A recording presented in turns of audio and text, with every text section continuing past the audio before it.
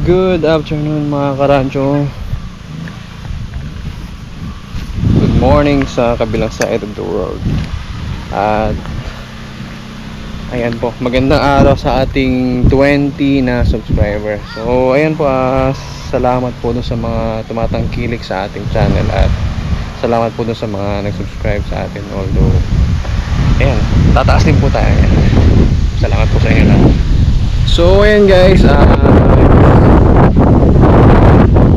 sunny day for today. So patuloy pa rin po yung yung ating ginagawang progress dito. Yan, medyo malinis na po dito. Gano'n pa tayo ito, nagpahawan tayo ito konti, patanggal tayo ng damo para makapagtanim pa tayo ng konti dyan. Pero ba't hindi po yan yung ating ngayon, yan yung main purpose ng itong video na to. So ayan guys, although wala po tayong gaanong budget, ayan, since kailangan din po natin to sa ating gawain dito sa farm. Tapos ayan, meron po tayong bagong alaga. Ang pangalan niya Golda. So ayun nga po, I don't know kung anong pumasok kay Mrs. Pinangalanan niya ng Golda. Pero yan, syempre yung trabaho niya kasi mabigat. Syempre pag lumaki siya, marami siyang halos gold yung natutulog niya sa farm, magbubuhat, ganyan. So yan, papakilala ko na po kayo kay Golda. Dapat Goldie, kaso si Yula na yung Goldie. So ito po, si Yula na yung laga po namin, yung German Shepherd. Si Golda, wala si Golda. Ayun, tali. Golda, where are you, Golda? Ayun na po, diba, bagong alaga na rin. Hello Golda, bakit nakalupan?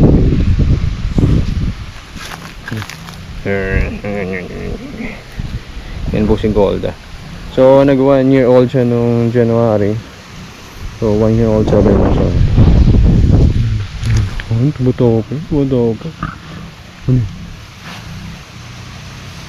Kaso magagalit sa'yo si Jack at si Sen kung nakita ka nila.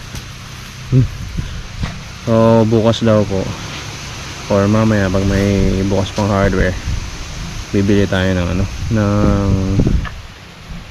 14 meters na tali niya. So mga siguro to, buko na kung anong size ito. Limit ko na, wala sa impa na, nalimutan ko na size ito sa impa. Impa ka dyan. Wala po tayo sa barko, so nasa po tayo, nasa farm, kaya walang impa dito, hardware direkta. So ayan guys, kasama natin si Golda. Nandito po tayo, bago nating alaga. Ayan. So medyo may kaliitan pa, kasi 1 taon pa lang naman mahigit. Ayan, kita naman sa kanyang pangangatawan. So medyo mababa. Ayan, diba? Hindi naman ganun ka sa taasan. So it's a female po siya. Ayaw namin ng lalaki, at medyo magagalitin kasi pag lalaki. So ayan, para dumadami, babae po. So ngayong araw lang po siya sa may sa amin turnover dito sa farm, dito sa rancho. So dito po muna siya sa may side na walang gaano pang tanim. Pero doon natin lalagay siya sa may part doon, pa mamaya dito ng patag naman dito. So okay lang siya dito. So ayan guys, usapang kalabaw. Nung nakaraan kasi, nangungupahan tayo ng kalabaw pagka nagpapahakot. So yun, at least ngayon, pagka kahit paano maliit pa lang siya, pwede natin siyang patrabahuin ng pakonti-konti para matuto siyang magtrabaho. Tapos ayan, hindi pa naman siya totally marunong, pero dadaan-dahanin po natin yung yung progress ng Kaya matutunan na lagyan ng ano, ng pahila. Ayan.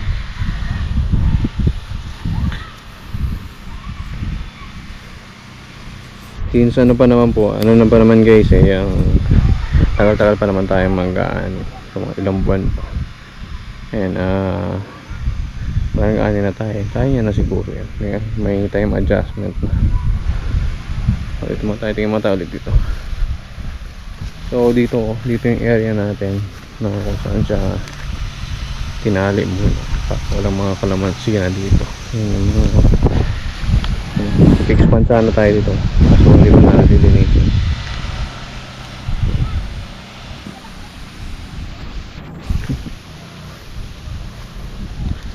So ayun guys, it's a short video lang naman na medyo mahaba.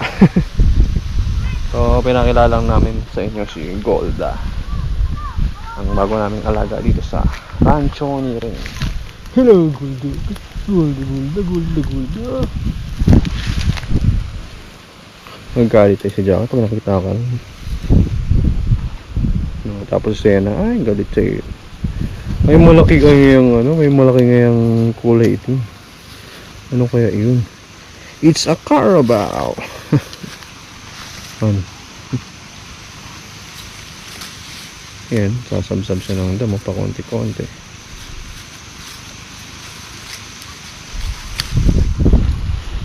So yun guys, yung ano natin ngayon, yung ano, papagawa tayo kasi ng, ano, ng cabin doon sa taas para may matuluyan tayo pag mag-overnight. Tapos ayan, nakita ko ng dalawa na nagbablog. Ay, kaso malayo yun, pinpoint doon sa atin. Tapos yung so ayan guys,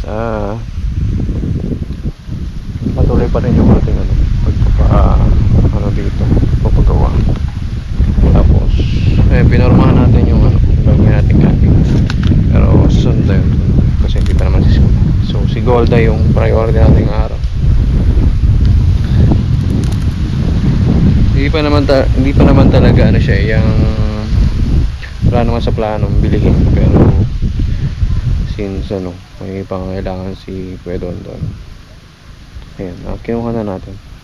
Tapos ayan, mukha naman siya mabait, mo sumunod naman sa atin. Ano, dapat pala siya yung naka-off leash. Ano, para susunod ko sa akin, ano, kasi naka-off leash. Okay, what's your problem, huh? What's your problem?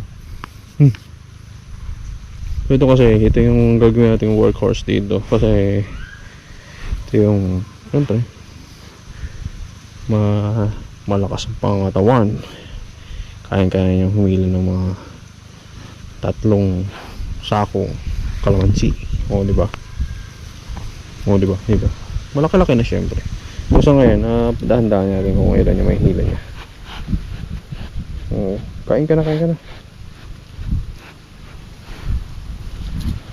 Picture natin si Golda para yung gawin natin ano ngayon. So ayan guys, dito na po natatapos yung ating video for today. Pinakinggan namin sa inyo si Golda. Diba, kakain yun. So ayan guys, babalik na tayo dito. At siyempre bibigyan tayo ng pambayad kay Golda bukas. So hindi na po muna natin binayaran siya ngayon, bukas na lang. Mahal din po si Golda.